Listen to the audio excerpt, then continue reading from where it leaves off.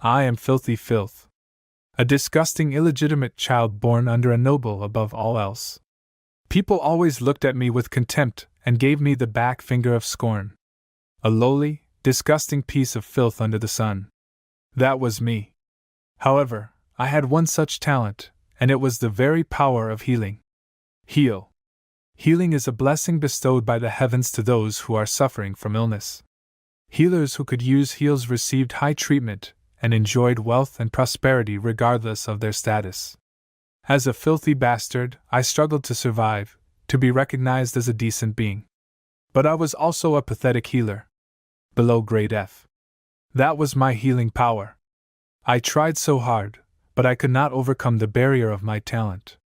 I've been stuck in my apprentice status for 5 years, and now I play miscellaneous roles for other healers. A gruff guy. A dirty guy. A pathetic person. Those were the words that were used to describe me. But then, one day, a miracle happened to me. You've awakened as a player. Job surgeon. The miraculous ability of the medical art of the place called Earth was put into my body as an F-grade flunking healer. You've awakened as a player. Raymond thought the message was just a dream. Wasn't that obvious? A surgeon, not a healer? Sir. Jian? What the hell is that? Raymond chuckled. Not only that, but it was something he'd never heard before. It was the first time he had seen it. It was a gray, inorganic space. A patient? A patient was lying on a high bed in the middle of the room, bleeding profusely. Vitals? They're bleeding too badly. Get a blood transfusion there faster. Squeeze it with your hands. In that dream, Raymond was a healer, in a blue surgical suit, a doctor, and to his surprise, he understood the meaning of the terms people used. Vitals. Blood transfusion. Levofed. Even though they were all new terms. Double the amount of Levofed. Yes, sir. A new person appeared. He was a small man in a surgical gown, and the way he looked at the patient showed a strong will. 1, Kelly. In response to the man's words, the dreaming Raymond handed over the iron tools. Yes, Professor. It's right here. The man with the steel-like impression moved his iron tools. Clank, clank. The opening of the artery, which was bleeding profusely, was firmly identified, and the patient came back from the brink of death with a divine touch. Raymond was startled out of his dream. What was that? Was it an empty dream? It was too vivid a dream for that. Vital signs, blood transfusions, Kelly, etc., to name a few. All the concepts of the terms he heard for the first time in the dream were still vivid in his mind. That wasn't all. The contents of my dream. It was a splenectomy, operating on a patient with a ruptured spleen. Surgery. Splenectomy. Raymond thought of those terms. It's not some kind of pseudo. All the treatments on the continent of Leofantina, where Raymond lived, were done by healing. Surgery to open up the patient's abdomen to treat them? He had never heard of such a treatment. However, Raymond could feel it instinctively. He knew that the cure he saw in his dream was not a fake. In fact, it was a much better and more reliable treatment than the existing one. What the hell happened to me? That way he was confused. Something even more unbelievable happened. A message appeared in front of him. Congratulations on your awakening as a player. The player's occupation is Surgeon, Occupation Grade, SSS. Check out the status window. Status window? As he mumbled in his mind, the following message came to him. Player status. Name, Raymond. Class, Surgeon SSS. Occupational grade, Novice Resident. Level 1. Experience 0/50. Skill points 0. Auxiliary occupations, not activated. Skills. Stamina 3. Senses 2. Intellect 17. Attribute skills. Heart of Steel D. Ancillary skills. None. The player's level is too low to use the Surgeon ability. Treat your patients and gain experience. The higher your level, the more infinite growth you will be able to achieve in the future. Raymond blinked as he looked at the message. He didn't know what happened to him, but one thing was clear. An unbelievable miracle had come to him. Bellin Treatment Center. This was the clinic where Raymond was learning as an apprentice, and it was one of the most prestigious clinics in the kingdom's capital. However, the people in the clinic did not look at Raymond favorably at all. What is that pathetic bastard still doing here? Right. He doesn't even know what the theme is. How long does he plan to stay in the treatment center? Coming from a filthy illegitimate child background, the worst talent, not even in F grade, he was a miserable pathetic man despised by everyone. Shh. Be careful. What are you going to do if he hears that you're talking behind his back? So what? He's an illegitimate child anyway. Normally, Raymond would have given in to that snide remark, but not as much as he did today, because he was distracted by other things. Suddenly, he heard a voice throwing a tantrum. Hey, Raymond. Chief Healer Lance is calling. Pardon? Oh, you're clumsy and slow. You were born short and now you've eaten your ear off. Hurry up and go. Raymond rushed to Chief Healer Lance's office. Welcome, Senior. A young-looking healer greeted him. Greetings to the Chief Healer. Raymond bowed down and greeted. It's been 5 years since you became an apprentice, right, Senior? Raymond's chest heaved. Yes, that's right. Today I formally spoke with the other healers. It seems that the Bellin Healing Center is finding it difficult to take care of Senior any longer. I want you to quit your apprenticeship and leave the clinic, because with Senior's pathetic talent, becoming a healer seems like an eternal impossibility. Lance said coldly in a voice full of derision. I am revoking Senior's apprenticeship effective this date. Since you are not qualified to be a healer, please pack up and leave the clinic. I hope you enjoyed the video.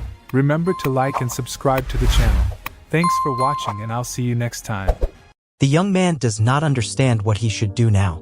Working as a healer is the most worthy job of all those that an illegitimate child can claim. If he leaves the hospital, he will never be able to claim the title of healer again.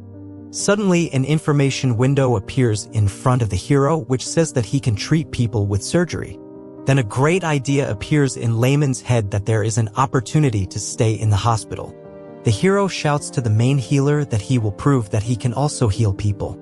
He asks to entrust him with a patient whom he can cure. Surely his healing skills are below F rank, but with his knowledge of medicine in his head, he will be able to become a healer. Healer Langs does not believe his words. He thinks that the hero believes that treating patients is akin to a child's game. However, he says that they just have a patient who may be suitable for the hero. If he copes and successfully cures the patient, then he will not be kicked out of the clinic. After a while, the hero comes to Rankin Street. He squeezes the documents and moves to the house of his first patient, and he is also very nervous because he has never treated people before. He understands that if he fails, he will be kicked out of the hospital, which means that he will lose the chance to pass the exam for the title of a real healer. Otherwise, he will become a healer without a diploma who will not be recognized for the rest of his life, and then he will go to prison if someone reports his illegal work. Thus, there will be more vile rumors that he is an illegitimate child and even a convicted one. The hero's father will be dragged into these rumors again, saying that it is not known how much longer he will disgrace this great man. The door opens abruptly in front of the hero and he falls, scattering all the documents he has on the patient. A girl came out to him and asked who he was.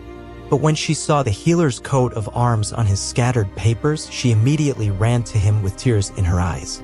Suddenly, a woman came out of the house and the girl joyfully started shouting to her that a healer from the Bellin Clinic had arrived. The woman can't believe her eyes that a healer has finally come to them. But the young man says that he is not a real healer. He is just a beginner. Then the woman replied that she doesn't care who he is because the main thing is to save her husband. At the clinic, they were told that they did not have enough funds to pay for expensive treatment, so she was refused and told that they would do nothing, and all she and her daughter could do now was watch her husband die. The hero examines the papers he has on the patient, and there it is indicated that he has a lesion of the gluteal zone.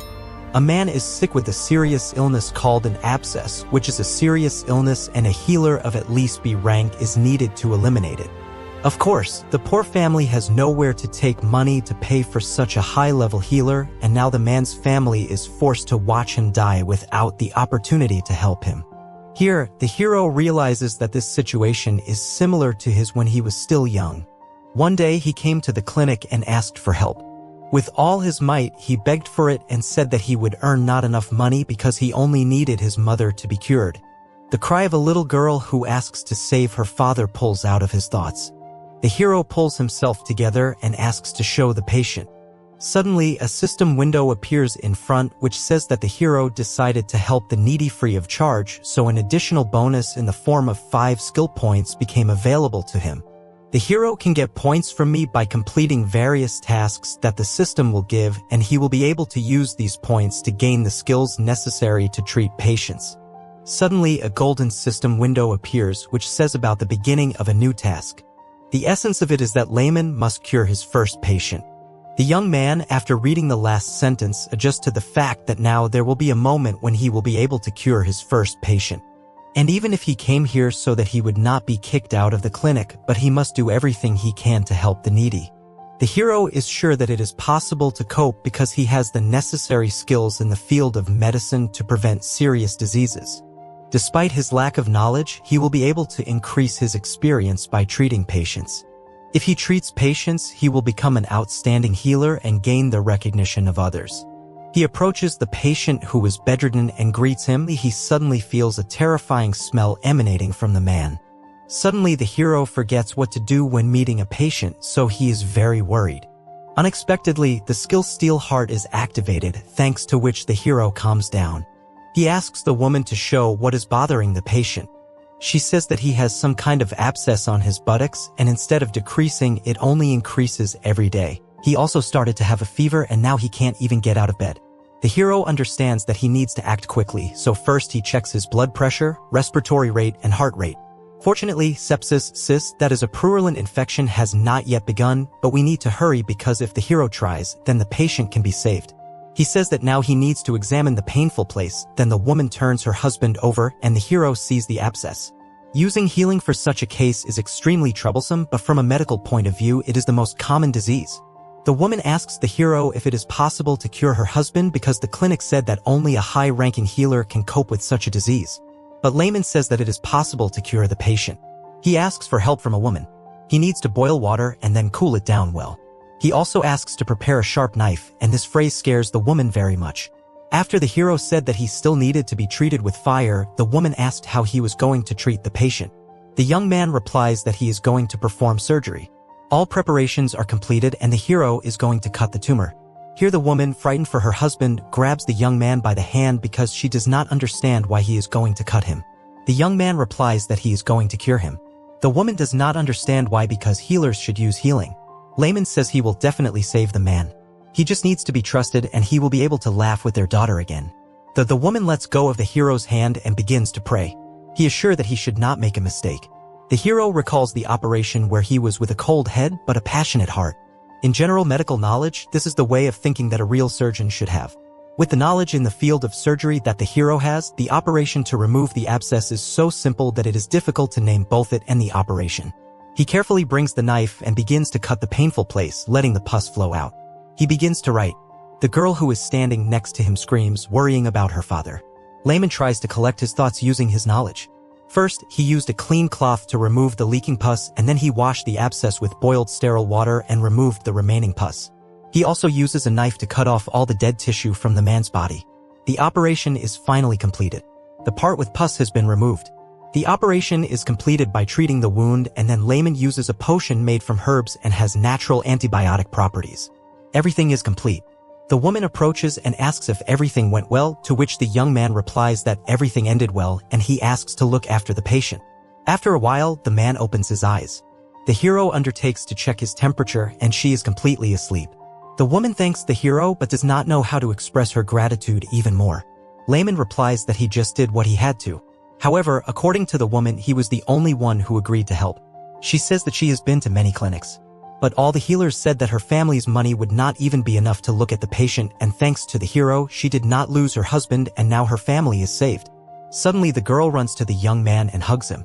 Then he realizes that no one has ever said words of gratitude to him. It must be that the feeling he is experiencing now is joy after treating the patient. A few hours later, the hero stands in the office of the chief healer Langs and tells him that he was able to cure the patient. However, the healer does not believe him because an abscess is not a disease that can be cured by someone who is not even a B-rank healer. Healing is not an omnipotent force that cures all kinds of diseases just by putting your hand on the patient. In Liapontine, healing only increases vital energy, and vital energy gives several useful healing effects against some diseases, but it is completely useless against most of them. For purulent inflammation, which was treated by the hero, the healing force was no good and it would not have helped the patient in any way because no matter how much you increase the effectiveness, healing will be completely useless if pus is not removed inside the abscess and not only in the pus business. There will be too many problems with the Liapontine style of treatment.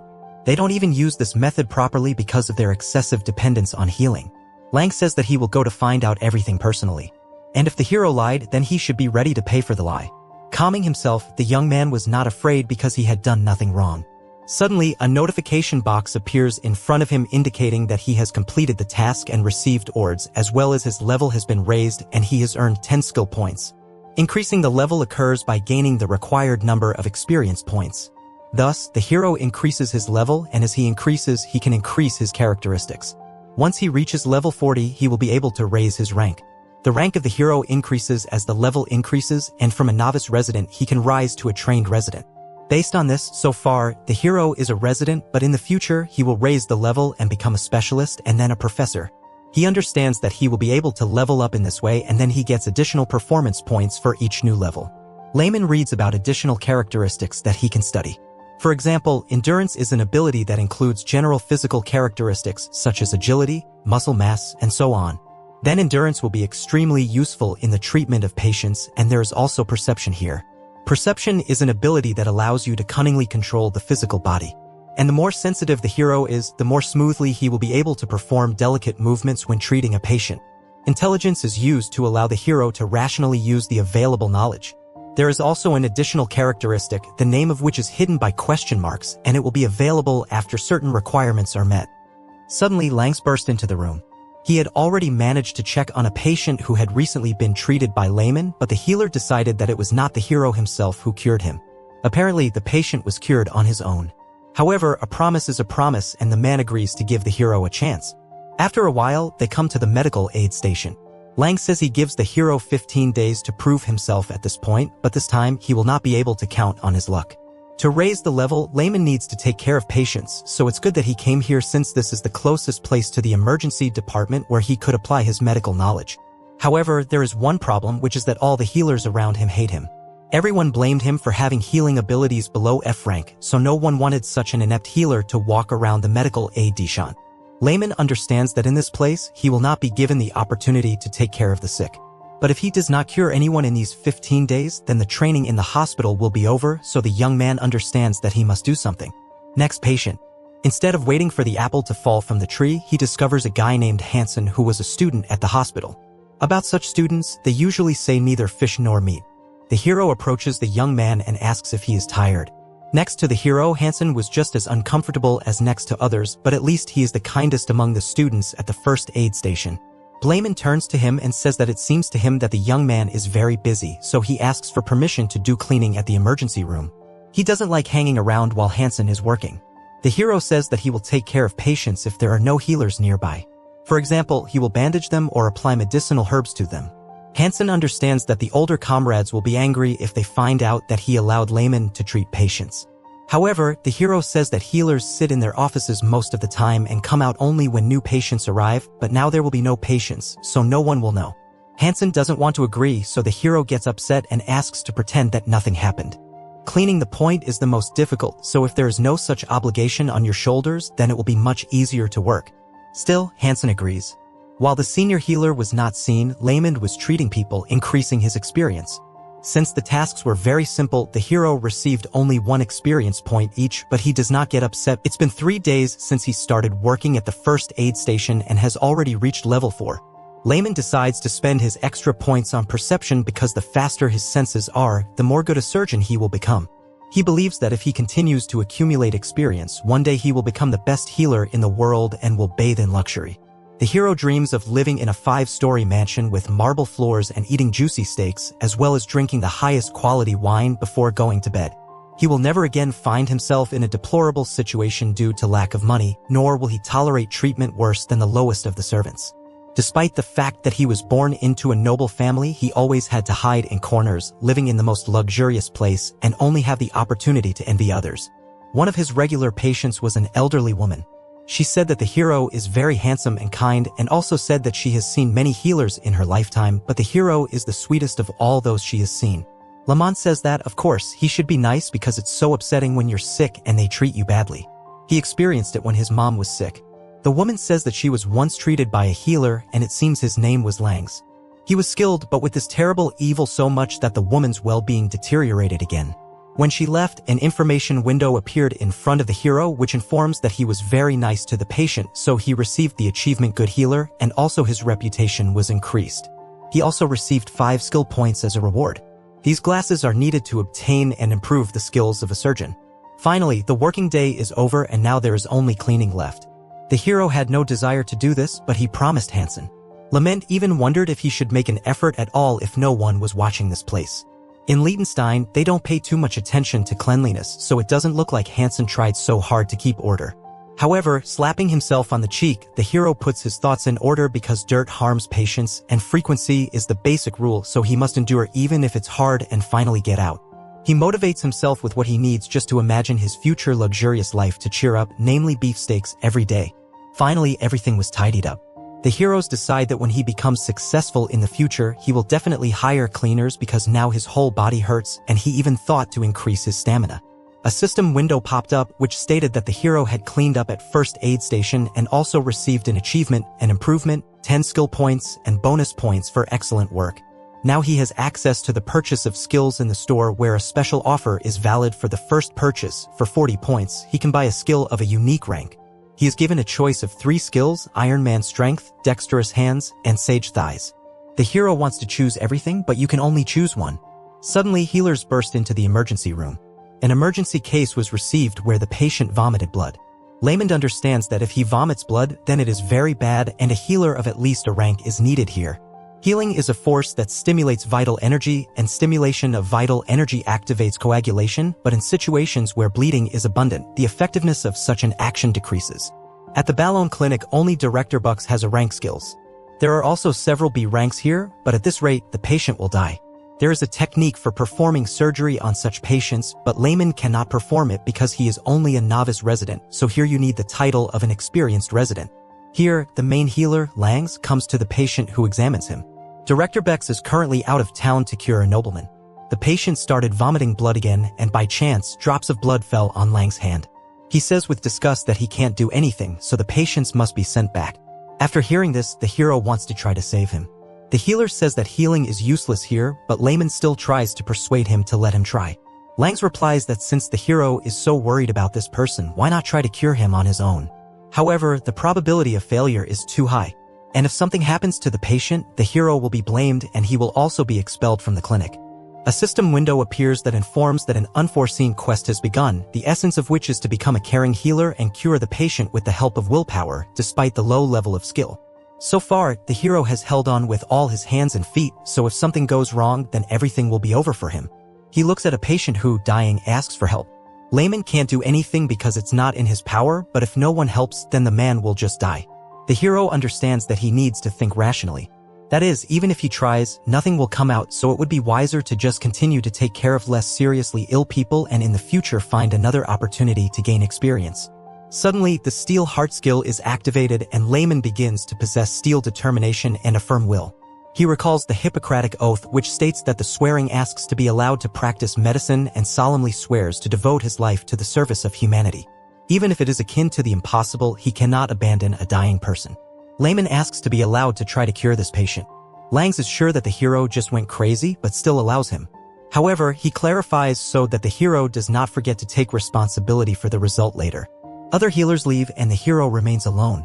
He is not sure that he will be able to cope alone because it is quite difficult to carry out the operation alone. When suddenly Hansen calls out to him, who offers the young man his help because he also wants this man not to die. The hero feels relieved because now he has an assistant, so he thanks Hansen for his support and help. The situation is urgent, so there is no time to explain. Layman tells his assistant that you need to prepare a knife boiled in sterile clean water to begin with and then treat it with fire. He also needs a thin thread and disinfect it with medicinal herbs. Hansen doesn't understand why all these things are needed. With the help of a hallucinogen, the hero put the patient to sleep and anesthetized him. Fortunately, he also prepared catgut, that is, a natural absorbable surgical suture material. Blamond had prepared it in advance just in case because it was easy to get since it is used by magicians from the wizard tower. First, you need to disinfect the place on the body where the surgery will be performed. Here the young man begins to cut his skin tissue with a knife, and this scares Hansen very much. Heroes see fat and muscles covered in blood. He knew how to open the abdominal cavity from the knowledge he had gained. However, it was terrible to see it with his own eyes, and as a result, the young man's head empties. The hero begins to shake, but suddenly the skill steel heart is activated, which allows the young man to become more adamant. Layman thinks about wealth, mail, and calms down. He just needs to follow the knowledge of surgery. He must perform a median laparotomy. That is a method of surgical intervention by dissecting the tissues in the area of the anterior abdominal wall. Hansen is just terrified because he doesn't understand what the heroes are doing to the patient and should he stop him. However, he sees the confident look of the hero and does not risk stopping him. Yellow fluid oozes from the duodenum. This is a perforated ulcer, so it is necessary to bind the artery and block the hole. A perforated ulcer is a through defect in the wall of the stomach and duodenum, as in this case with access to the abdominal cavity or retroperitoneal space. Here, the hero asks Hansen to lift one red organ. The young man is surprised but still helps the hero. Now you need to cut out the perforation area with a scalpel. The hands of the young man do not obey at all. And at this rate, the operation will end very badly, so the hero decides to buy the skill-dexterous hands of the surgeon. Good stamina and intelligence are undoubtedly important, but more importantly, they are able to save the patient. He uses the skill and his perception increases from 6 to 16 and the fingertips become more substantial. Of course, it's still a little unusual, but the hero moves gracefully really and the feeling that he lacks something. He asks Hansen for a threat because first he needs to tie the artery and stop the bleeding. Now you need to close the hole in the duodenum. Then you need to take the tongue of the momentum of a suitable size and block the perforation of the intestine with it, applying nodal sutures. And finally, it remains only to check the vagus nerve, which is associated with the secretion of gastric acid, and also remove the spread gastric juice with clean water, and finally, do not sew it up. The operation is over. The hero got his first experience in abdominal surgery. He received the achievement of the father surgeon, that is, the discoverer of surgery for future generations. The hero also received a lot of skill points and a bonus to level up. Suddenly, his legs give way and he falls and tears begin to flow from his eyes. Finally, he did it, cured the patient. After a while, the chief healer learns that Layman did a good job and cured a patient who vomited blood. He couldn't believe his ears because it's impossible, so he decides to make sure of everything personally. Legs give way and he falls and tears begin to flow from his eyes. Finally, he did it, cured the patient. After a while, the chief healer learns that Layman did a good job and cured a patient who vomited blood. He couldn't believe his ears because it's impossible, so he decides to make sure of everything personally. Langs believes that there is no way the hero can heal patients with blood vomiting and his abilities are below F rank. He bursts into the room and sees how the patient is having fun and sweetly communicating with his healer. The man thanks the main character for the rescue. The young man answers him that he should not forget about caution. Langs comes into the room and asks who cured the patient, or perhaps Director Bucks did it at all. The healer still does not believe him because he thinks that he is lying since he does not reach the F rank, so how could he cure a sick person here? The young man replies that he did not use healing. However, he understands that the truth cannot be told. He invents a legend that he treats patients with the help of medical techniques that were used in ancient times. Yes, it was for such a case that the hero came up with a story. Layman says that some time ago when he was running errands in the northern region he lost his balance and fell off a cliff unexpectedly for himself and then wandered into the ancient ruins and there was able to comprehend the ancient method of healing, which is called medical techniques. Langs doesn't believe him. Suddenly the patient gets out of bed and says that it's too noisy here. He calls the main healer and lifts up his shirt and then asks to see him, which has proof that it was the main character who saved him. There was a huge seam on his stomach, by the way. The man adds that he remembered the main healer because it was he who asked people to leave him to die. The main healer did not help himself and now he is trying to denigrate either the healer who pulled the man out of the other world. He takes a chamber pot and throws it right at the main healer, dousing him from head to toe. The patient is very angry. He shouts at him, insulting him and asks him to get out of here right now. The main healer runs away. The patient apologizes to the main character for soiling the room. However, the young man replies that, thanks to him, he feels better. At this time, Langs is trying to understand the words of the young man, namely that he was talking about some secret ancient techniques. People started discussing the main character saying that he was lucky to stop the bleeding. The hero knew that people's opinion about him would not change just because he cured one patient. Here, Hansen turns to the hero. The young man does not say anything and takes away Lamon's mop. That from now on, he will be engaged in cleaning because this is his job. It seemed to the hero that Hansen looked at him differently. Behind the wall was Langs, who looked at the hero quite differently. His gaze started from mocking to a complete desire to kill. In the past, when people behaved this way towards heroes, he didn't know what to do, but now he doesn't care. Everyone should keep watching. And when he eventually becomes the best healer, then everyone will dance with him. Hear the main healer Langs. The hero sneaks up from behind and talks about his skills. He offers him to go to the birthday festival at the royal palace as an invited healer. This shocks the hero. The festival is organized in honor of the birthday. This banquet is also dedicated to the birthday of the very first king, a grandiose festival at which all the capital's nobility gather. It is so large-scale that there are not enough healers at the royal palace because each clinic sends its own people there. Being sent to the festival at the royal palace means that your abilities have been recognized, and it is a great honor for any healer. However, the hero does not like it. The chief healer, Lang, says that Lamond is still a student and only the really hopeful gets such a chance. And the hero cured a patient who vomited blood, so he definitely deserved the right to participate. The hero believes that Langs does not give them the opportunity but just wants to set them up because for the hero, the royal palace is hell. The fact is that he has 3 stepbrothers who constantly bullied him. That time was like hell. If we compare life in the palace and life in the clinic, then the latter will definitely seem like paradise because it was because of the hero that his father's dignity was tarnished. He was a hidden prince. The Kingdom of Houston is a country where chivalry and nobility prevail, so it does not recognize illegitimate children. The hero, the only mistake that the king of a great country once made. Therefore, he is bad because he should not exist because he defames the name of his royal majesty. The heroes decide to clarify whether it is really necessary to send him to the festival. Lang says that if he does not like it, then let him not go. Only the hero should not forget that the completion of his training is in the hands of the main healer. Layman really wants to hit him, but he can't do it. Suddenly, an information window appears in front of him with a new task which is called the Guardian of the Banquet. The essence of this task is that a large number of people gather at the banquet and it is unknown what kind of emergency situation may occur. The task of the hero, as a healer, is to make the banquet without victims. The hero notices that the reward for this task is very great. However, he is worried about the high complexity because, most likely, some very serious urgent incident or something is going to happen. Layman agrees to go. He asks Langs to promise that he will give him permission to take an official qualified exam for a healer at the end of the banquet. Even if everyone present at the clinic behaves ridiculously unfairly, the only reason why the hero still remains at the Bellin clinic is the desire to take the qualification exam for a healer. He can't go to the palace without asking for something in return. A few days later came the royal festival. 5 years ago, the hero left the royal palace and here he is again.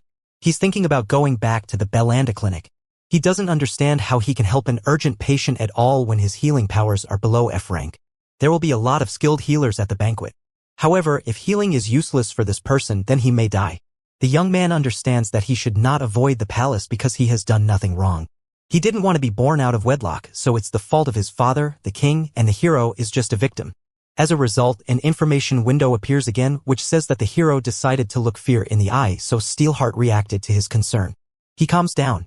Lamond understands that he should not be discouraged because who knows, he may be able to save a high-ranking nobleman and he will receive a generous reward. However, before entering the castle, the hero must acquire useful skills. He looks at the profile menu which states that for skill points, he can acquire any skill he wants. However, due to his low F rank class, there are some restrictions, so the skills available for purchase are divided into 2 groups, attribute skills which can be purchased 5 pieces and passive skills which can be purchased 3 pieces. The hero decides to look at the attribute skills available for purchase and he sees several types of basic magic which means he can learn magic for points. He decides to buy a skill called the method of dealing with jerks because there are a lot of them among the noble people. After a while, the banquet begins. People raise their glasses to his royal majesty, to the king, because no one can compare with the greatness of his majesty. Thanks to this man, the Kingdom of Houston has become so developed. He was an outstanding knight and military commander as well as a politician who thinks about his people. He was a monarch who listened to the nobility and no one dared to mock the king. That's why all the people spoke badly about the hero, because if it wasn't for him, the king would have been just perfect. The banquet also discussed the main character, calling him the hidden prince who left the castle 5 years ago. There was a lot of gossip about him, but right now he was standing in a group of healers. Suddenly one of the people notices a young man in the corner who looked like a hidden prince. The hero rejoices in his steel heart because before he would have been simply discouraged catching such glances on himself, but today he does not care about anything. He thinks that today he shines like never before. Suddenly, the hero notices Princess Sophia. The girl had a look as if she was looking at a mistake that has not been fixed yet. However, if you compare this girl with the main princess, then she is just a dissatisfied teenage girl. She did not mock the hero because she simply did not have the strength to do so because, like the first queen, her health was not good. Even now, her complexion is still pale, so the hero thinks that she is still not cured. Suddenly, he hears a voice from the side. A red-haired young man, who was the fourth prince named Saddle, approaches him. As a child, the young man often beat the main character. And after this cruel childhood, his scars on his body still have not healed. He still can't move like a mouse in front of a snake. Saddle is very angry because Layman dares to ignore him. The hero was very scared at the sight of his brother. The steel hard skill is reactivated and he is no longer afraid of anything because his will is firm again. Saddle is designated as an extremely high-complexity jerk. The skill method of dealing with jerks is activated. Suddenly, the hero makes a bow and greets the great fourth prince of the Houston Kingdom. The young man is surprised because the main character does not look scared, although he used to be so afraid that he could not say a word. Lament is trying to somehow play this situation by asking what brought the fourth prince here because this is a zone for healers and if he came here, it means he feels bad. Saddle doesn't understand what's wrong with the hero. He says he feels fine. The hero tries to send off the fourth prince as he feels well, so he sends him to the other side where the banquet is located. Suddenly, he sees a man who is crouched down and tries to help him, ignoring the fourth prince. The hero again turns to Saddle, hinting that he would leave faster. Saddle tries to humiliate the hero somehow, saying that he really feels bad, so he is in the zone for healers. He says that he has been feeling tired lately and he has no strength at all. Since healers believe that such big symptoms are the most difficult to deal with, he decides to check how the hero copes. The young man, after examining the fourth prince, concludes that he is suffering from alcohol poisoning. It turns out that the fourth prince drank every day. Excessive amounts of alcohol can cause a functional disorder of the body. Therefore, most likely, this is the cause of fatigue, His Highness, the fourth prince. The hero advises him to refrain from drinking alcoholic beverages and have a good rest. Saddle gets upset and leaves in a bad mood. With a calm smile on his face, Raymond respectfully asked Prince Saddle to take care of his health. The prince, standing tall in his regal attire, could only nod, unable to refuse as Raymond showered him with sincere compliments. As Raymond inquired if the prince had any other health issues, the prince simply shook his head, giving a brief and final no. Raymond wished him a good time at the banquet, his voice filled with pleasant courtesy. But deep inside, Raymond was overjoyed. He had successfully dealt with the villain, the one man he had feared. Saddle was puzzled. Why was Raymond behaving like this? Why wasn't he trembling in fear like he used to? Before, Raymond would have been too scared to even speak in the prince's presence, let alone joke around. But today he felt victorious. Raymond knew why. He had made the right decision when he bought that special skill. Without it, he would never have been able to face the prince so boldly. As he glanced at the prince, a thought crossed his mind. This man is no threat at all. For the first time in a long while, Raymond felt completely at ease. He even started bantering with the prince, making light jokes that subtly poked fun at the man who once made his life difficult. This playful exchange caught the attention of Princess Sophia, who quietly approached. Raymond turned abruptly, startled by her sudden appearance. In an instant, Raymond bowed deeply, his hand placed firmly on his chest in a gesture of respect. But the princess was not amused. Her gaze, sharp and unwavering, reflected the shock of what she had overheard. She had listened to every word of Raymond's conversation with the prince, and she wasn't about to let it go unnoticed. "You've changed a lot in these last 5 years, Raymond," she remarked coldly, her voice cutting through the silence like a blade. She didn't stop there. Her next word stung.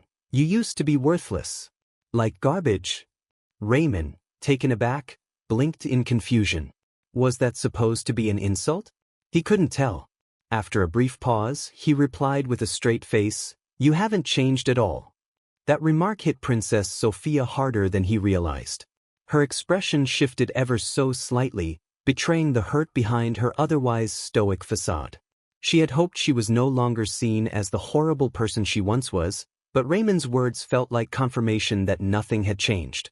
Noticing her discomfort, Raymond quickly tried to reassure her, softly complimenting her beauty, hoping to end the conversation on a more positive note. But Sophia seemed eager to leave. She claimed she wasn't feeling well, her voice strained and distant. Raymond's instincts as a healer kicked in immediately. "What's wrong?" he asked, concern lacing his tone. But the princess brushed him off, waving away his questions. He knew she was unwell, her pale face betraying her words. As Princess Sophia turned away, her two maids hurried to follow her, their anxious eyes darting between Raymond and their princess. Though she was rude and quick to anger, Sophia was a true princess in every sense. She took her place on the throne at the head of the banquet hall, a picture of grace and power. The room erupted into cheers as the banquet officially began. Princess Sophia rose to give her speech, her voice clear and authoritative as she welcomed everyone to the celebration. She spoke with confidence, congratulating the gathered nobles on this joyous occasion. But as her speech continued, Raymond, standing among the crowd, noticed something was wrong. The princess's movements became sluggish. Her face grew paler and her once strong voice began to falter. Raymond's heart raced as he watched her closely. Sweat glistened on her forehead, her hand clutching her chest as if the very act of breathing had become a struggle.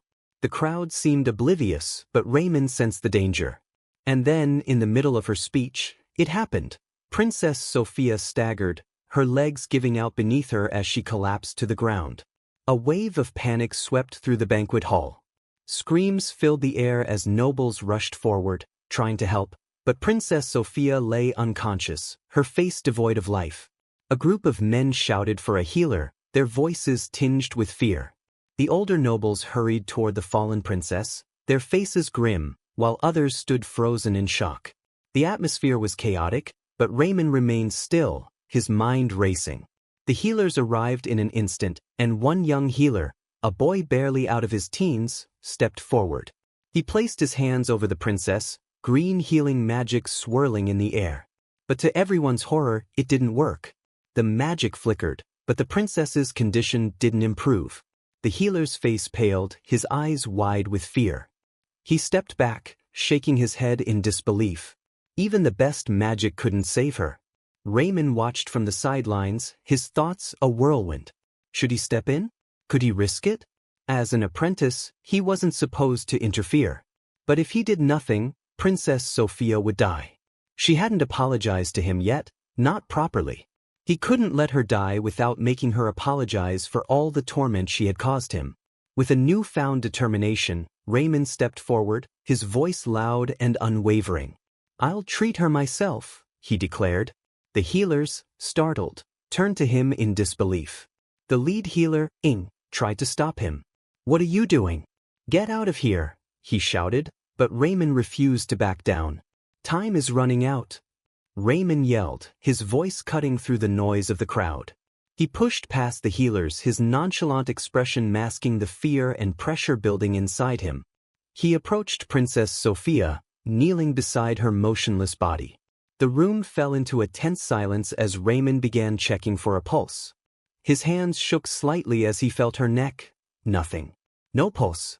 Her heart had stopped. Healing magic wouldn't help now.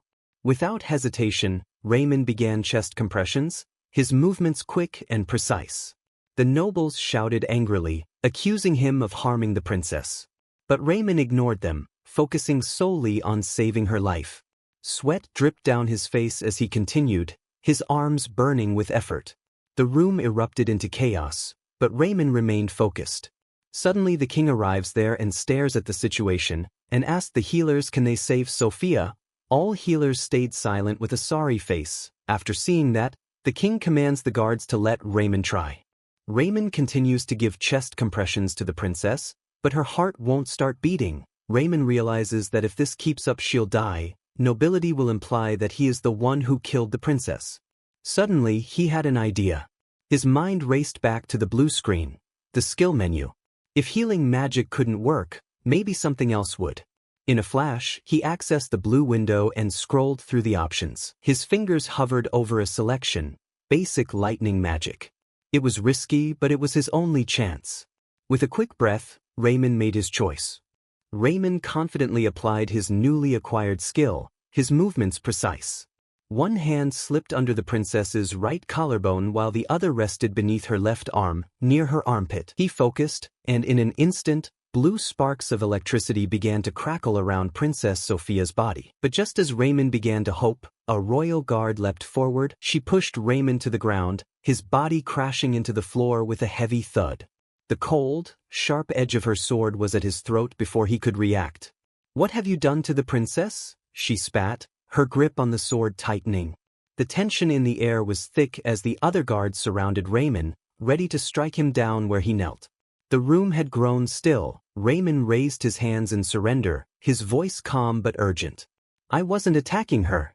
I was trying to save her life." His plea was met with skeptical glares. The king ordered the healers to examine Princess Sophia. The highest-ranking healers rushed forward, their robes brushing the floor as they gathered around the princess's still form.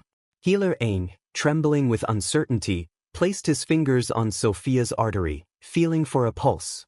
His eyes widened, and he gasped in disbelief as he felt the faint but unmistakable thump of her heartbeat. The princess, her heart, it's beating again. Aang's voice broke through the tense silence, and whispers of astonishment rippled through the crowd like wildfire. "This is incredible." Raymond remained on the ground, still at sword point, but a wave of relief washed over him. He exhaled deeply, his eyes closing for a brief moment. It had worked. Against all odds, he had saved her. The king, his regal figure towering over the crowd, approached Raymond slowly, his expression unreadable. The crowd parted in hushed awe as the king stopped in front of the young man who had just performed the impossible. The king asked, "What did you do?" Raymond, still kneeling, replied carefully, his voice steady, "Healing wouldn't have worked, Your Majesty. I used another method, a technique I learned long ago." The king's brows furrowed, his arms crossing in front of him. The silence stretched as Raymond's words hung in the air. Finally, after what felt like an eternity, the king sighed deeply, turning to address the hall. "The banquet is over," he announced, his voice carrying throughout the room. "We are done here." As he began to walk away, the king suddenly paused. "Wait until I summon you," he said, his voice unexpectedly soft, and then he was gone. Raymond blinked in confusion. He had not expected those words from the king, words that carried neither anger nor dismissal. For the first time in his life, Raymond felt seen by his father. Raymond's mind wandered back. He had been just a child, weak, frail, and starving, alone in the slums after his mother had died. He could still remember the moment the king had found him, his body so malnourished that it barely seemed alive. The king had picked him up in his arms, his face unreadable as he silently carried Raymond back to the palace. It was the only time his father had ever shown him any warmth. From that day on, Raymond had lived in the palace, surrounded by people who blame him for tarnishing the image of the king by being an illegitimate child. All his siblings used to bully him, and everyone treat him worse than slave. But his father had never spoken to him again, until now. As Raymond stood in the now empty banquet hall, a blue screen flashed before his eyes. It was a notification: quest completed. 30 skill points earned. He grinned, his chest swelling with pride. Not only had he saved Princess Sophia, but he had also completed the quest and earned a significant reward. His reputation had grown, and his skill set had expanded. He stood a little taller, his head held high, feeling a sense of victory that he had never felt before. The time had come to claim his reward. Raymond was summoned to the king's throne room, the path lined with noblemen on both sides.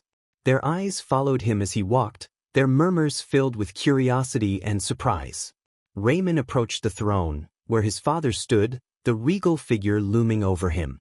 He bowed deeply, introducing himself as a servant to His Majesty. The king narrowed his eyes, his gaze intense. "What method did you use to save my daughter?" Raymond took a deep breath, carefully crafting his response. "It was an ancient secret technique, Your Majesty," he explained. "One I discovered while wandering the ruins long ago." He spoke of the ancient ruins and the mysterious powers they held, weaving a tale of forgotten techniques that were unlike traditional healing methods. The king's right-hand man, standing nearby, hesitated for a moment, but eventually, he believed Raymond's story. The king, though clearly not pleased, did not press further. "You saved the princess, you shall be rewarded." Raymond's heart raced as the king asked him what reward he desired. Wealth, jewels, a lifetime of luxury, anything was within his grasp. But Raymond wasn't interested in riches. He had a bigger goal in mind. "I am a healer," Raymond said, his voice firm. "What I desire is the ability to continue using my medical technique. I need your approval, Your Majesty." He realizes that if he continues to use them, the healers might accuse him of practicing sorcery, and the Tower of Healing could ban the technique altogether. To prevent this, Raymond knows he needs the king's official recognition.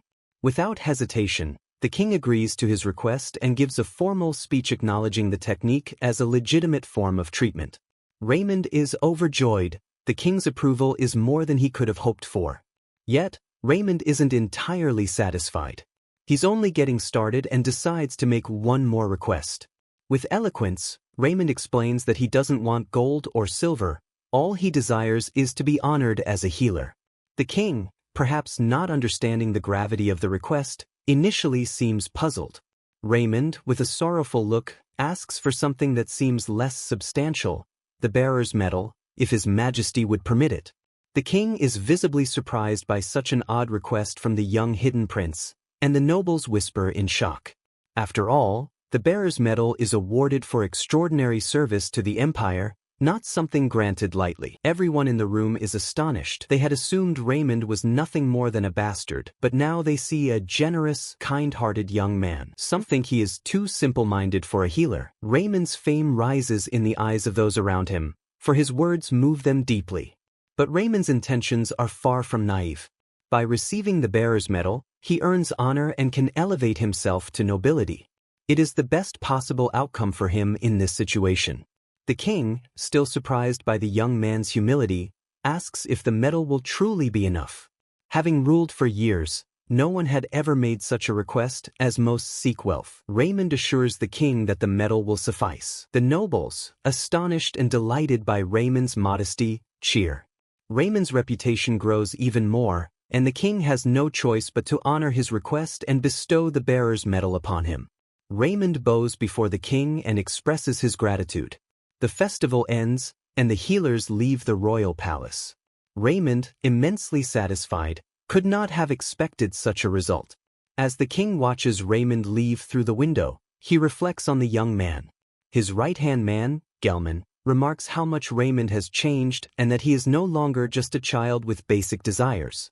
Gelman remembers the day he first encountered Raymond in the slums, a frail child on the brink of death. The king had made the decision to save him, even though the boy was illegitimate, and to give him a chance at life. Raymond's mother had left the palace after discovering the king's identity, choosing to leave quietly to protect his honor.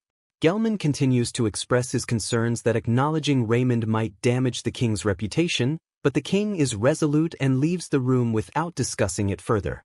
Gelman reflects that, after the situation with the princess, it might have been better for Raymond to have been the illegitimate son of a commoner than to endure years of abuse in the palace.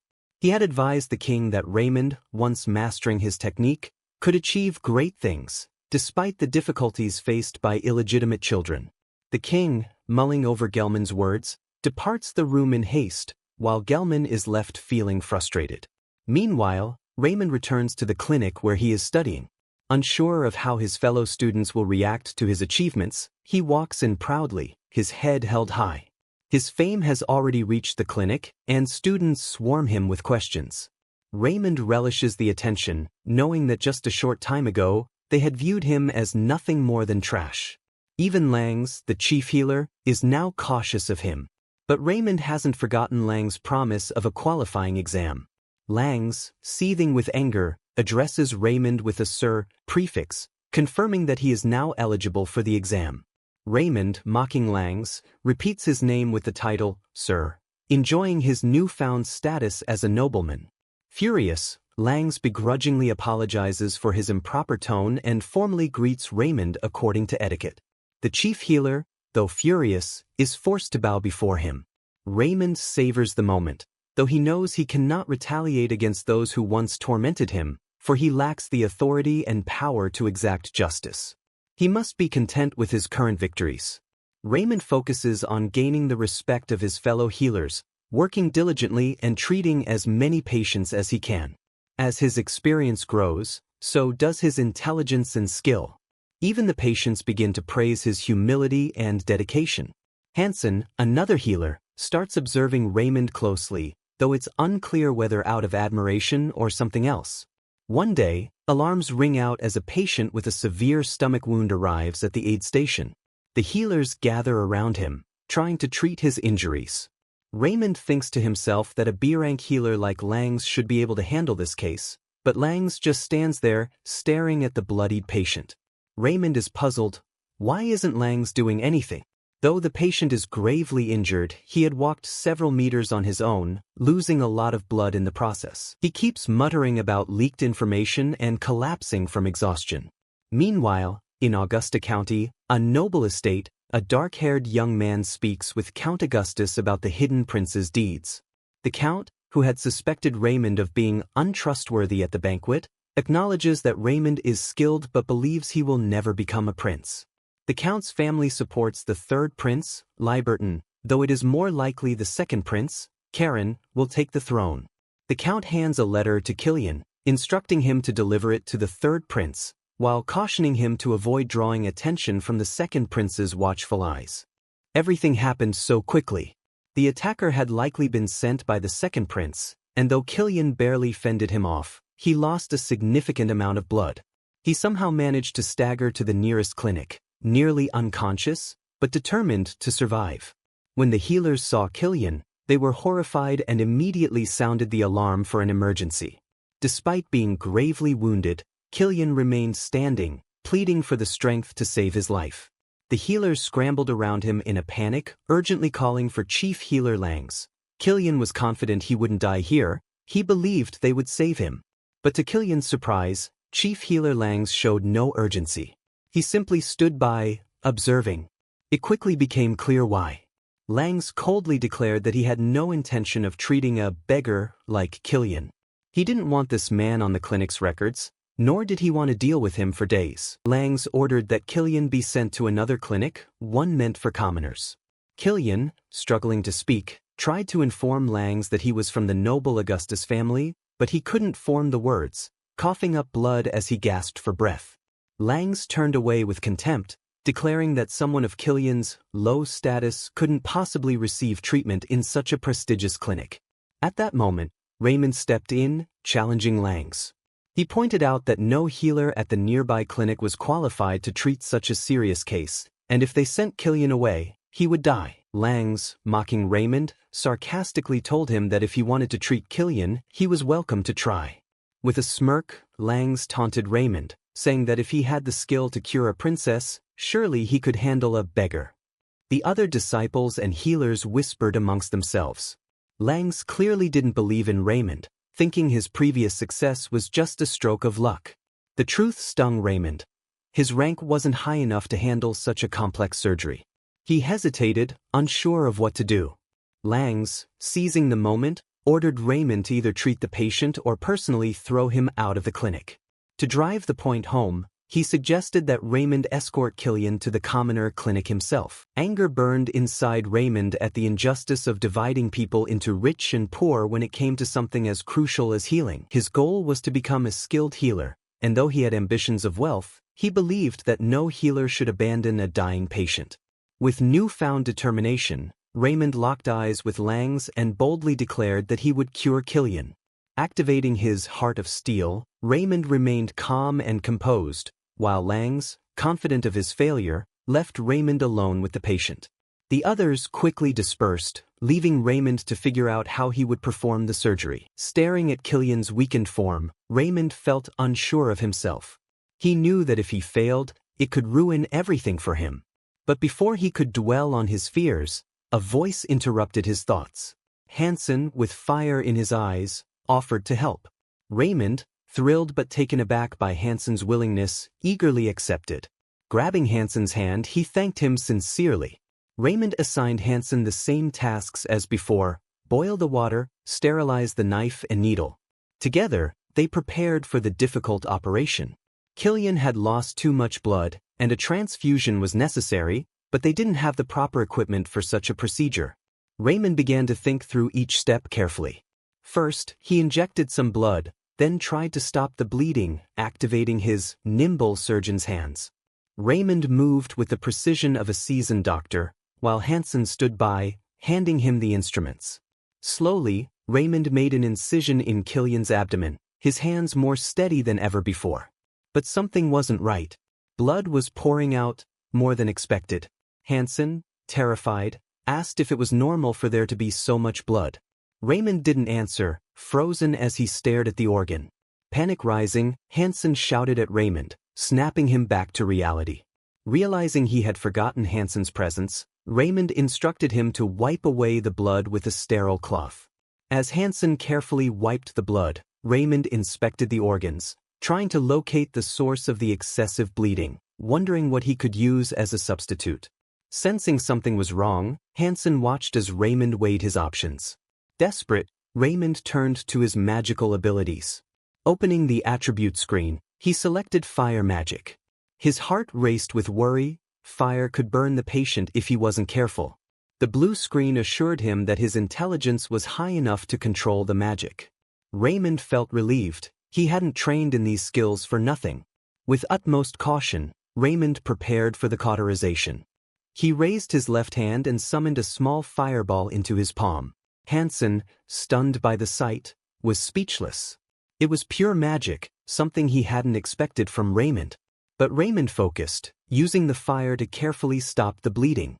Afterward, he asked Hansen for a thread to stitch up the damaged veins. With his deft surgeon's hands activated, Raymond worked methodically, making suture after suture with ease. Hansen, in awe, watched as Raymond expertly finished the operation, placing each stitch as if he had been practicing for years.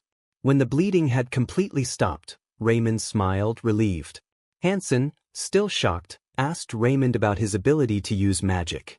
Raymond casually replied that magic was just a hobby, something he dabbled in during his free time.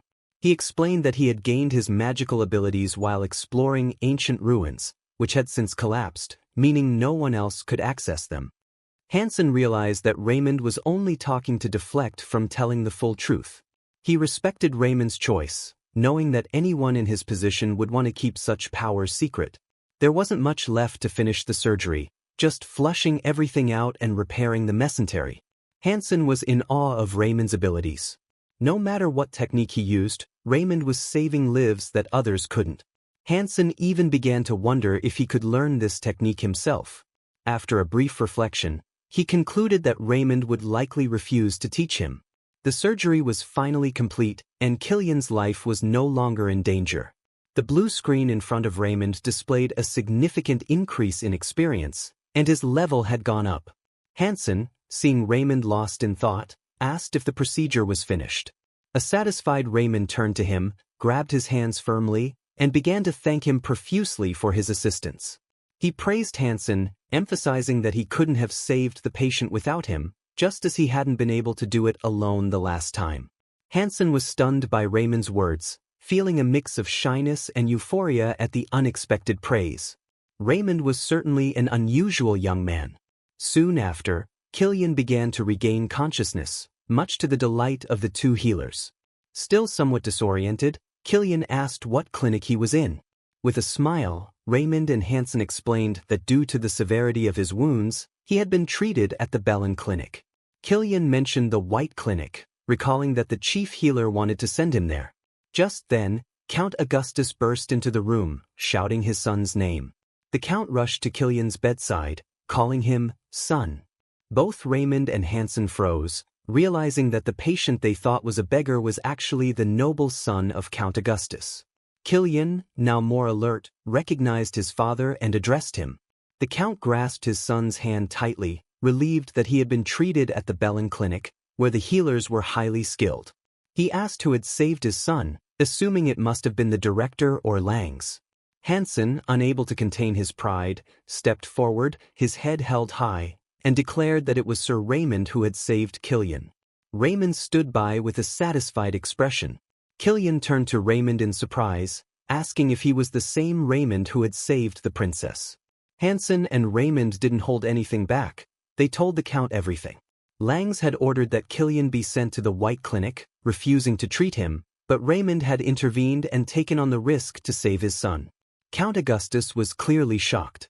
Killian, thinking back on his appearance, suggested that Langs had mistaken him for a beggar, which is why he was treated so poorly. The Count's face darkened with rage, and it looked as if he might explode at any moment. Chief Healer Langs was informed of Count Augustus's arrival and immediately leapt from his chair, his face lighting up with excitement.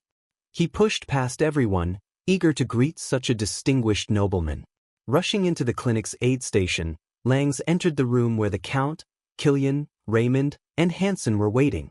Breathless, Langs enthusiastically greeted Count Augustus, apologizing for not coming sooner and introducing himself as the chief healer of the Bellin Clinic. Langs didn't even notice anyone else in the room, his attention solely on the Count. But an uneasy silence filled the space as three grim faces, those of Raymond, Hansen, and the Count, gazed at him coldly. Count Augustus, in a calm yet menacing voice, asked if Langs was the same healer who had left his son for dead. Langs was visibly unprepared for this confrontation. He stood frozen, unable to respond. Then, gathering his wits, he tried to laugh it off, claiming that such a thing was absurd and that he would never have allowed it.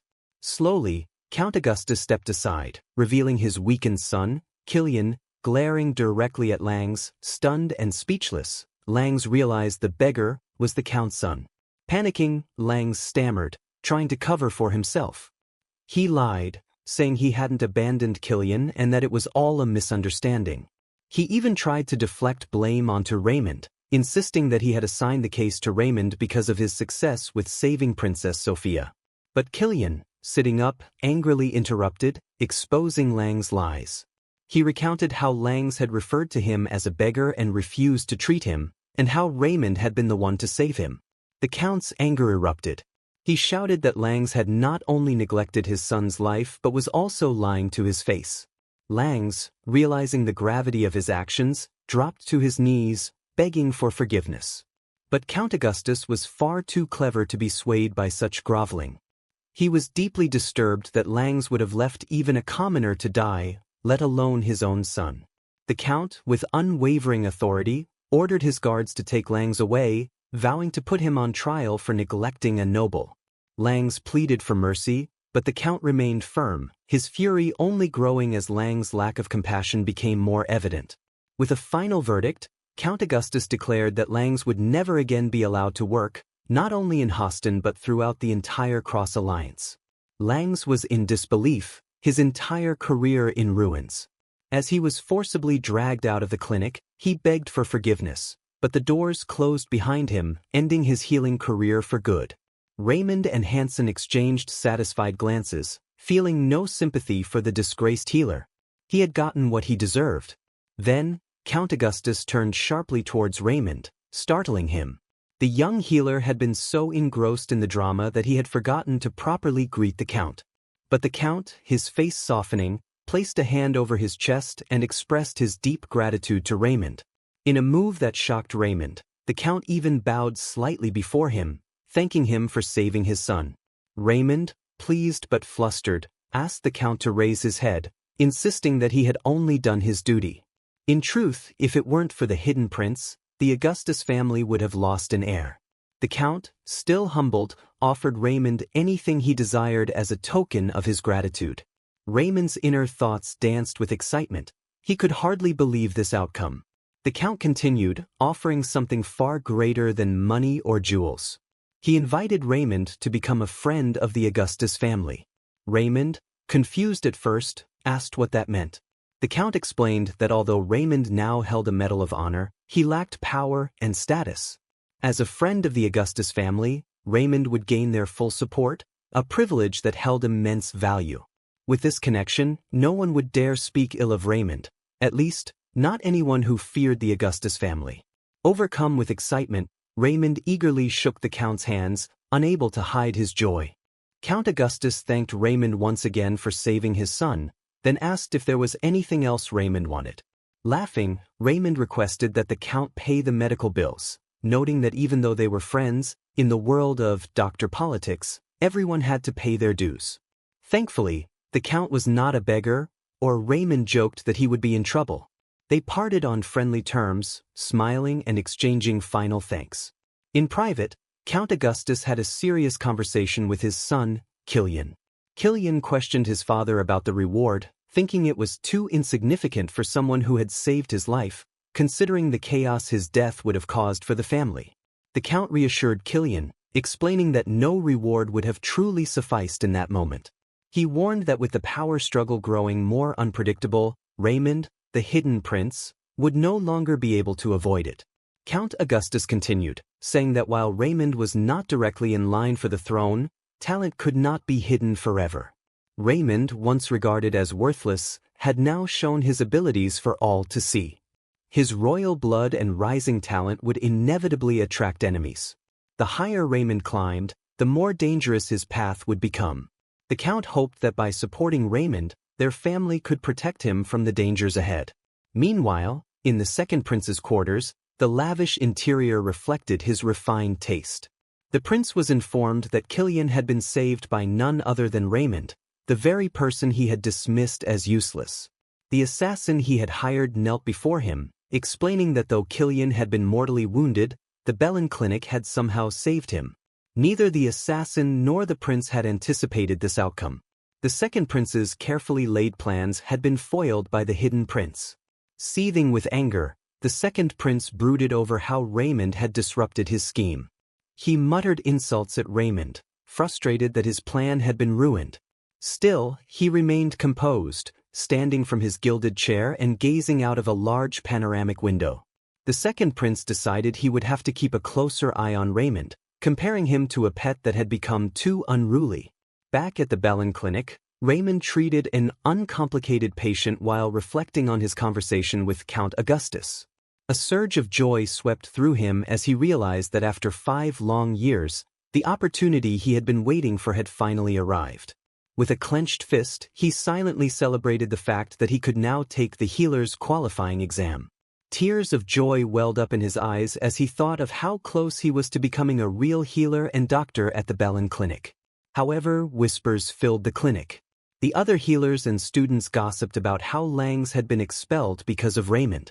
They speculated on how Raymond had managed to cure both Princess Sophia and Count Augustus's son, with some dismissing it as mere luck.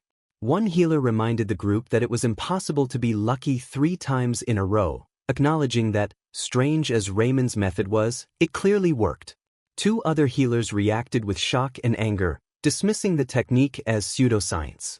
But the first healer stood firm, reminding them that the king himself had recognized the technique as legitimate. The other healers scoffed, claiming the king's paternal feelings must have clouded his judgment. Rumors spread that Raymond would be taking the exam to prove the effectiveness of his medical technique, but many doubted he would pass. Hansen, overhearing the conversation, felt disheartened by how little faith they had in Raymond. A few days later, the day of the qualifying exam arrived. Healers and apprentices gathered together, sitting on long wooden benches in the examination hall. Raymond and Hansen found seats next to each other. Raymond, brimming with confidence, had no doubt that he would pass the exam. After all, he had waited 5 years for this moment. Nearby students whispered among themselves, pointing at Raymond and calling him the hidden prince. They gossiped that, since Raymond was below F-rank, he shouldn't even be eligible for the exam, insinuating that his special privileges came from saving Princess Sophia. Hearing the students' remarks, Raymond's confidence wavered, and panic gripped him. What if he failed? The shame would be unbearable. Doubts clouded his mind, and he questioned whether he would ever have such a chance again. Sensing Raymond's nerves, Hansen tried to distract him by asking what he planned to do after passing the exam. Raymond, distracted from his worries, admitted that he hadn't really thought beyond the exam itself. His wishes were simple and even silly, he just wanted to eat meat. For 5 years, all Raymond had wanted was to pass the healer's exam. He had spent those years watching others treat patients while he was ignored, belittled, and humiliated. Now, all he wanted was the chance to heal patients himself. As he sat on the wooden bench, the faces of the patients he had saved flashed before his eyes. The feelings were indescribable, and his resolve hardened. The blue screen appeared before him, showing that his steel heart skill had increased. Raymond was surprised to see that his determination had grown even stronger just from thinking about his patients. Hansen encouraged Raymond further, reassuring him that he could pass the exam. Renewed by Hansen's words, Raymond's confidence returned. From a distance, one of the senior healers, who had believed in Raymond's technique, watched closely. He was surprised to see how calm and collected Raymond was, despite the pressure. Suddenly, the large doors to the hall swung open, and a woman entered, summoning Raymond for his exam. Raymond rose quickly from his seat, his confidence unwavering. He took a seat in a high chair before the examiners. The judges of the healing tower carefully studied his papers. One of the senior judges, surprised by what he read, asked Raymond if it was true that his level was below F rank. Another judge, a young man with red hair, smirked and asked Raymond to demonstrate his healing power. Raymond agreed and began to concentrate, summoning his healing abilities. He strained, focusing as green beams of light began to emerge from his hands. But the light was weak and quickly faded into a thin smoke. Raymond had used up all his healing energy, and it wasn't enough. The judges burst into laughter, mocking him openly. An exasperated red-haired judge asked Raymond what he had been thinking when he applied for the exam. Raymond, flustered and defensive, began making excuses like a timid kitten. The judges, unimpressed, told him to leave, but Raymond, desperate for another chance, pleaded with them to allow him to prove his strength in another technique. The red-haired judge's stern gaze, cold and full of disdain, was enough to silence most, but Raymond persisted. With a wave of the judge's hand, adorned with glittering jewelry, he dismissed Raymond, saying not to waste their time.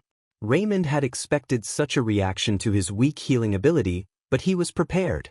Quickly, he activated a skill from his system, eloquence, which gave him the confidence to speak with authority. Standing tall, Raymond accused the healing tower of going against the will of King Houston. His audacity stunned the red-haired judge, who was horrified by Raymond's boldness. Raymond continued, acknowledging that his healing ability was lacking but reminding the judges that his medical techniques were officially recognized by the king. Some of the judges couldn't help but smile at Raymond's confident demeanor. The red-haired judge, unsure of how to react, recalled how modest Raymond had been at first. He admitted that while the judges wouldn't go against the king, the healing tower had never acknowledged other medical methods. With unwavering confidence, Raymond argued that if the healing tower respected King Houston, they should give him a chance to prove that his method worked. A few of the judges began whispering amongst themselves, agreeing that they should at least test Raymond's technique. Reluctantly, the red-haired judge, feeling the pressure of the others' opinions, agreed to give Raymond a chance. If Raymond could heal the patient assigned to him, the tower would recognize his technique. Overjoyed, Raymond approached the exam secretary and received a folder containing the patient's medical history. As he opened it, his expression quickly shifted to one of shock. The patient's condition was far more severe than he expected. His cheekbone twitched in disbelief as he realized that the judges had given him an incredibly difficult case. Earlier, the female judge had questioned the red-haired judge's decision to assign such a challenging patient to a student. The other judges had expressed concern, noting that no other healer had been able to treat the patient. However, the red-haired judge, clearly biased against Raymond, was determined to see him fail. He referenced Raymond's controversial methods, saying he had nearly harmed Princess Sophia, and expressed disdain for his surgical techniques. The tension in the room grew as the judges contemplated the consequences of their decision. Some feared that if Count Augustus found out they had assigned such a difficult patient to Raymond, he would intervene. But the red-haired judge assured them that the exam was under the tower's jurisdiction, and there was nothing the Count could do. His personal vendetta became clear when it was revealed that the fourth prince's mother, a cousin of the red-haired judge, had requested that Raymond be given no chance to pass the exam. Despite his initial fear, Raymond quickly analyzed the patient's condition. He realized that the patient suffered from severe bed sores, a condition difficult to treat. The red-haired judge scoffed, convinced that even experienced healers couldn't cure such a condition. But Raymond smiled, confident in his unique method. The judges, confused by Raymond's optimism, continued to discuss amongst themselves. They didn't understand why Raymond seemed so cheerful. Didn't he realize the severity of the disease? Without hesitation, Raymond made his way to the patient's home, eager to begin treatment. The house, a beautiful noble estate, was well kept. Raymond was greeted by the patient's son, who, though polite, seemed skeptical of yet another healer promising a cure for his father.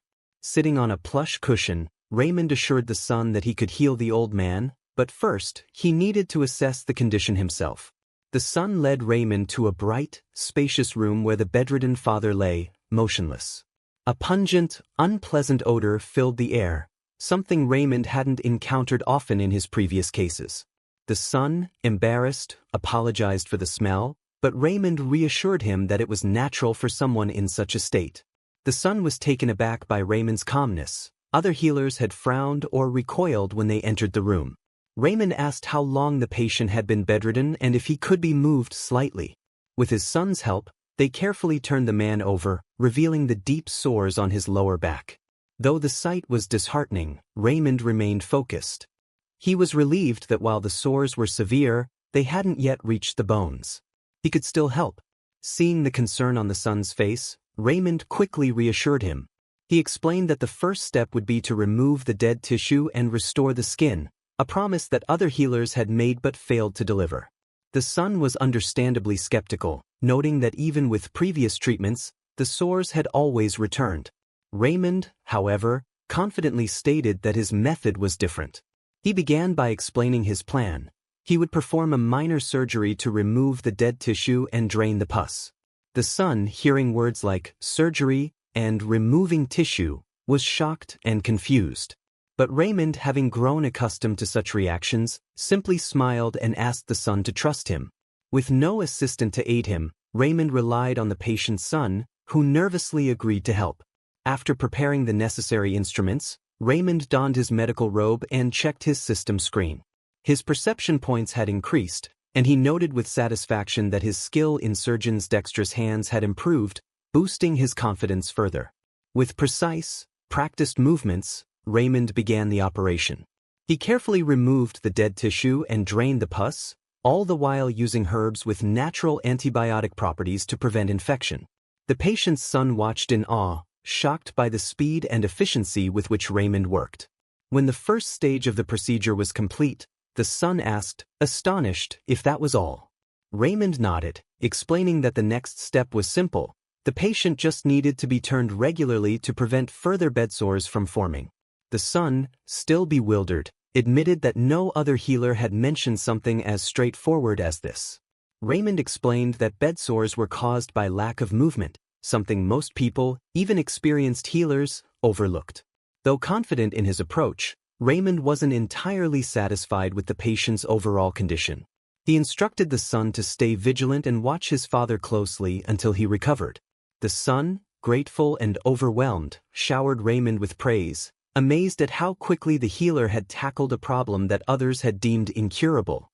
Raymond diligently tended to the old man, visiting every day to adjust his position and change his medications. Thanks to Raymond's persistent care, the old man's condition gradually improved until he was even able to sit up. The patient and his son were beyond grateful, unable to stop thanking Raymond for his efforts.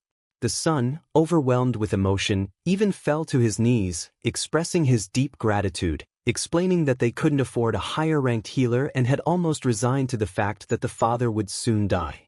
But now, thanks to Raymond, his father was recovering. Raymond, humble as always, insisted that he was just doing his duty, but the joy of seeing his patient recover gave him a boost of confidence. As the old man slowly began to walk again, Raymond advised him to keep moving so that the bed sores wouldn't reappear. Meanwhile, back at the Healing Tower's Houston branch, the news of Raymond's success spread quickly, much to the fury of Count Harrison. The Count, enraged beyond belief, couldn't fathom how Raymond had managed to cure the old man's ulcers. One of the healer judges confirmed that he had witnessed the entire process with his own eyes, leaving Harrison at a loss. Despite his bias against Raymond, there was no legitimate reason to disqualify him. However, now the tower faced a new dilemma. What rank should they assign Raymond? Raymond's natural healing abilities were below F rank, yet he had successfully treated a patient that even B rank healers had failed to heal. The discrepancy left the tower in confusion. Some argued that he deserved a higher rank, like B or A, based on his achievements, while others pointed out that his healing skill itself was still ranked below F. Count Harrison, deep in thought, read through Raymond's case file carefully. After deliberating, he made a controversial decision. Raymond would be given a D rating. The other judges gasped in disbelief, arguing that the rank was too low considering Raymond had successfully healed a B+ ranked patient. They reminded Harrison that even Count Augustus wouldn't approve of such a low rating, but Harrison angrily retorted that Count Augustus had no authority over the healing tower. However, Count Harrison soon realized that his decision could have larger political implications. What would King Houston think, especially since Raymond had also healed the princess when other high-ranking healers failed? Harrison began to panic, clenching his fists in frustration, but he couldn't risk disappointing the fourth queen either. In the end, he made a decision to escalate the issue to Healing Tower's main headquarters, the central authority that ruled over all 10 countries in the Crusader Alliance. The judges were surprised by the move, but they recognized that it was a safe decision. By involving the main headquarters, they could shift responsibility and avoid further conflict. Not long after, a response arrived from the main headquarters. Count Harrison opened the envelope in front of the other council members, and the surprise in his eyes was evident to everyone. The Healing Tower headquarters had decided to create a new rank specifically for Raymond, U rank. It was unprecedented. The other healers speculated that U might stand for undetermined, suggesting that even the headquarters had struggled to categorize Raymond's unique abilities. Earl Harrison, though surprised, quickly realized the brilliance of the decision. By giving Raymond an U rank, neither the fourth queen nor King Houston could argue against it. The title was undetermined, leaving room for interpretation, but it was also a recognition of Raymond's skill. Soon after, news of the new rank spread across the kingdom, and it became a hot topic of discussion. Many healers and students mocked Raymond's unusual rank, making jokes about what the U could stand for: undefined, unappreciated, or even unvalued. Despite the ridicule, a few quietly respected Raymond's talent. As time passed, people would come to realize that Raymond's U rank stood for something far more profound, unattainable, and absolute. His abilities were beyond the conventional rankings, and the title became a symbol of mastery. When Raymond finally received his exam results, he couldn't believe his eyes. Overcome with emotion, he burst into tears of joy. After years of hard work, he had finally achieved his dream of becoming an official healer. His 5-year apprenticeship was over, and he could now work independently, earning a good living as both a healer and a doctor. However, Raymond's joy quickly turned into reckless excitement.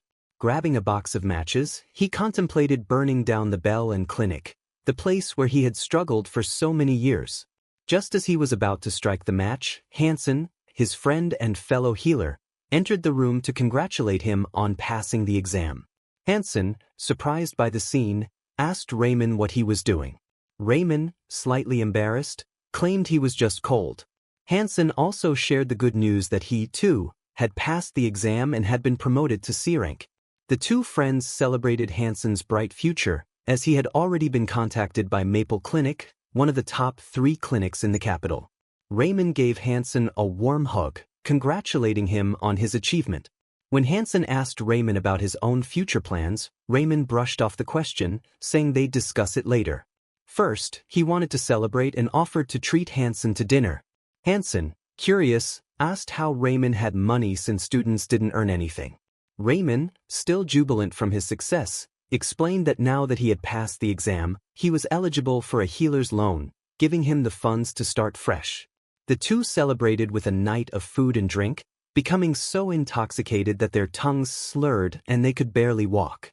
As they sat together, Raymond, in his drunken state, dreamed aloud of stacks of meat that he would eat every day once he became rich.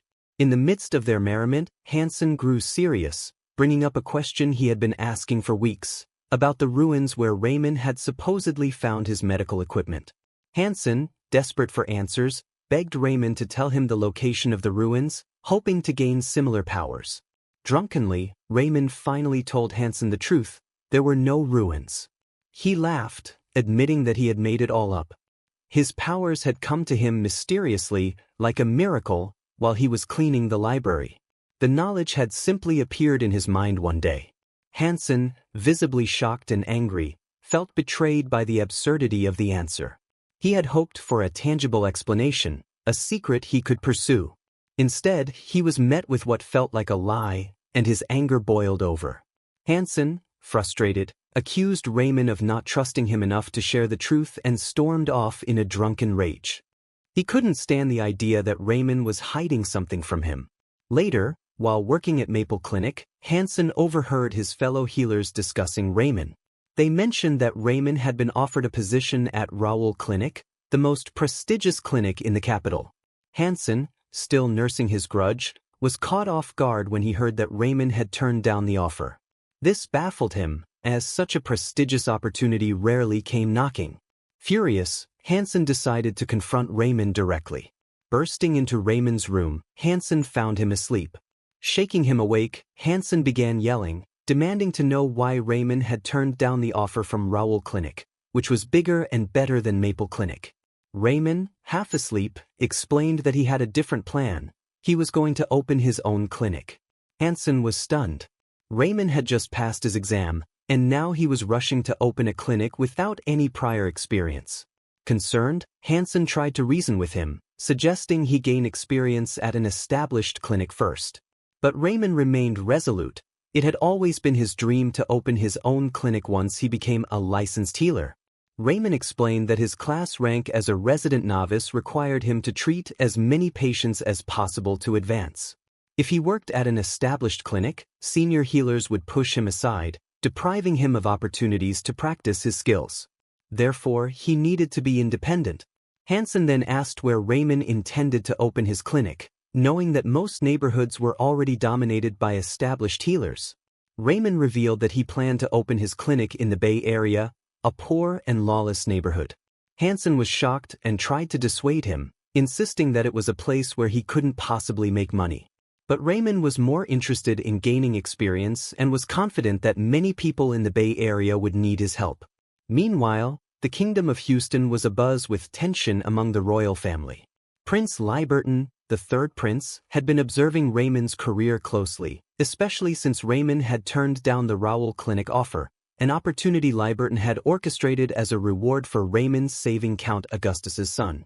Liberton had hoped that Raymond would gain enough experience to eventually join his service, but now Raymond's rejection was a personal affront. Liberton's spies informed him that Raymond was opening a clinic in the Bay Area, shocking the prince. The Bay Area was a slum formed after Houston's wars with the Drun Kingdom, where displaced people had been relocated. Over a century, it had deteriorated into a dangerous, crime-ridden zone. Liberton, along with his brothers, had tried multiple times to stabilize the neighborhood, but all had failed. The king himself had once offered a reward to any of his sons who could bring peace to the Bay Area, but none succeeded. At the Bellin Clinic, where Raymond had been working, gossip spread about Raymond's bold move. The other healers mocked him, saying that a poor neighborhood like the Bay Area was exactly where an illegitimate child like Raymond belonged. However, Raymond remained determined, packing his things and preparing to leave. The patients at the clinic, who had grown fond of him, begged him to stay. One woman even grabbed his arm, worried about his safety in the Bay Area. Raymond, laughing, assured them that when he became rich and powerful, he'd be waiting for them to visit his new clinic. Just as Raymond was about to leave, Hansen caught up with him, holding a letter. Raymond, surprised, saw that the letter was from Princess Sophia. Upon reading the letter, Raymond realized that the princess was pleading with him not to go to the Bay Area. Hansen, having also read the letter, tried once again to convince Raymond to reconsider. He argued that Raymond could gain experience in safer places and reminded him of the dangers lurking in the Bay. But Raymond revealed something that shocked his friend. He had grown up in the Bay Area. Hansen was taken aback, having always believed that Raymond had lived in the royal palace after being taken in by nobility. Raymond clarified that while everyone knew he had lived in the slums before moving to the palace, few knew that he had been much happier in the Bay Area than in the palace. He confessed that it had always been his dream to open a clinic there, and he asked Hansen not to worry. He was familiar with the area and would be careful. Hansen, moved by Raymond's determination, felt a surge of both admiration and frustration. In a moment of impulsive anger, Hansen made a surprising offer. He would go with Raymond. Despite having accepted the position at Maple Clinic, Hansen felt more loyalty toward Raymond than to his new job. He admitted that he didn't like Maple Clinic very much anyway, as it was too focused on money and profit over healing people. Raymond genuinely cares for his patients, unlike many other healers. His dedication to healing makes him a figure of admiration for his friend Hansen, who continues to plead with Raymond to let him work alongside him. Hansen, however, has one small, yet nerve-wracking request. He wants Raymond to teach him his unique medical technique. Raymond is taken aback by this request. He questions Hansen, unsure if he's serious, but seeing Hansen's intense determination, Raymond realizes it's no joke. With a serious expression, Hansen makes it clear that this request means a lot to him. Though Raymond feels his level is too low to properly train anyone, a blue screen suddenly appears before him, revealing a new opportunity, the apprentice training mode. If Raymond accepts Hansen as his apprentice, they will both gain experience, although the effectiveness of the training will be limited due to Raymond's current low rank. Thinking it over, Raymond realizes the benefits. The experience points he would gain from training Hansen would increase significantly. With some hesitation, he agrees. Hansen, overwhelmed with joy, bows before Raymond, thanking him repeatedly for the opportunity. Raymond, now carrying the responsibility of being a mentor, gently places his hands on Hansen's shoulders, acknowledging that while he may not have the highest skill level yet, they would achieve greatness together. With Hansen officially becoming Raymond's first apprentice, the day of their long-awaited departure for the Bay Area arrives. As Raymond waits at the meeting point, Hansen arrives, decked out in iron armor. Seeing Raymond's bewildered expression, Hansen explains that the Bay Area is dangerous, so they need protection. Raymond can't help but laugh, even as Hansen jokes that Raymond should have worn chain mail underneath his clothes. Despite his light-hearted demeanor, Raymond is nervous too. It's been 2 decades since he's been to the lawless area.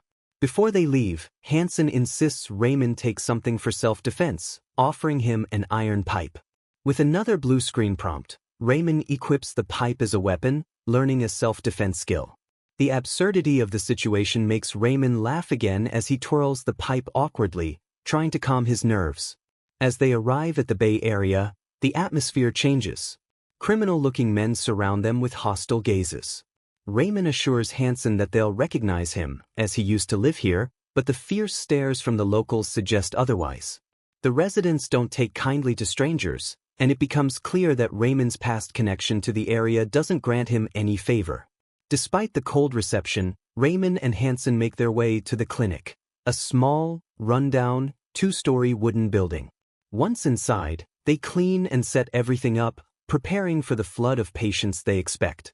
However, days pass without a single visitor. Confused, Raymond wonders aloud why no one has come. Hansen suggests that perhaps the locals don't know there's a new clinic, but Raymond quickly dismisses the idea. The area is small, and news travels fast. Just as they ponder the situation, a bang echoes through the room as a rock shatters one of the clinic's windows. Hansen rushes outside to investigate and is shocked by what he sees. Calling Raymond over, the two are stunned to find their clinic's walls covered in red paint with threatening messages.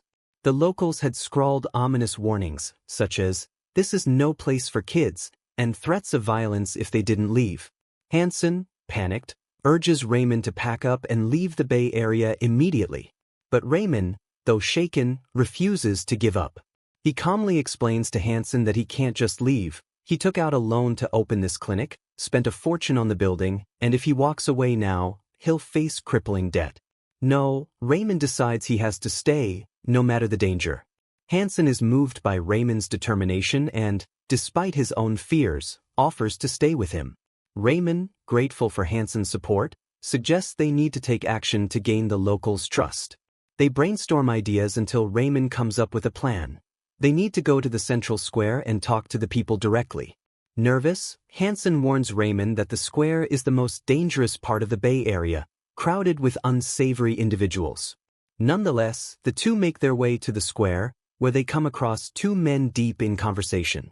When Raymond introduces himself, the men are initially unfriendly, but then recognition dawns on their faces. They remember Raymond as the boy who was taken to the royal palace years ago. For Raymond, this small glimmer of recognition gives him hope that all is not lost. Raymond tries to ease the tension with the two men at the square by making light of his past experiences in the Bay Area. He jokes about how he was beaten in an alley years ago, but his attempt at humor only enrages them. They cut him off, demanding to know why he's returned. Before Raymond can respond, they begin yelling, accusing him of being a nobleman who has no business in the Bay Area and threatening him to leave immediately. Feeling upset and realizing his memories don't hold any weight with these men, Raymond takes a deep breath and activates his steel heart skill. His tone shifts as he explains he didn't return for leisure or personal gain. He came to treat the sick because, unlike other healers who avoid this area, he believes that even the poor deserve proper care. The intensity of Raymond's words catches the men off guard. They stop shouting and begin to listen in silence as Raymond continues his passionate speech. He raises his fist, shouting that healers don't want to treat people like them, people from the Bay Area. He recalls that his own mother died here because no one cared enough to treat her, a revelation that shocks even Hansen, who never knew the true reason for Raymond's return. As Raymond's voice echoes across the square, more people gather, mouths agape, stunned by his words. Raymond concludes his speech by declaring that he won't allow the people of the Bay Area to suffer like his mother did. He vows to treat anyone who needs help, no matter their status or wealth. The two men who initially berated him are left speechless, unsure of how to respond. Raymond, aware that they might still be skeptical, goes a step further. He makes a bold promise. He will cure the patients of Curson Street, a place avoided by everyone due to its reputation as a cursed, disease-ridden area. The crowd is stunned into silence. Even Hansen is horrified by Raymond's proclamation. Curson Street, the former red light district, is believed to be cursed, its inhabitants suffering from a disease they call divine karma. It's a place feared by all. Hansen begs Raymond to reconsider, fearing that the disease will spread to them as well. But Raymond, confident in his medical knowledge, believes he knows what disease they are actually dealing with. Determined, Raymond tells Hansen he doesn't have to come, but Hansen insists on following his mentor. Hansen is terrified but also committed to learning everything he can from Raymond. Together, they head to the infamous Curson Street. Upon reaching the first house, a woman answers the door, her body fully covered by clothing. Her face is barely visible through a thin, translucent shawl. When Raymond introduces himself as a healer, she laughs mockingly, thinking his attempt to cure her and the others is absurd. She sarcastically agrees to let him try and slowly removes her shawl, revealing her skin, which is covered in red and black spots.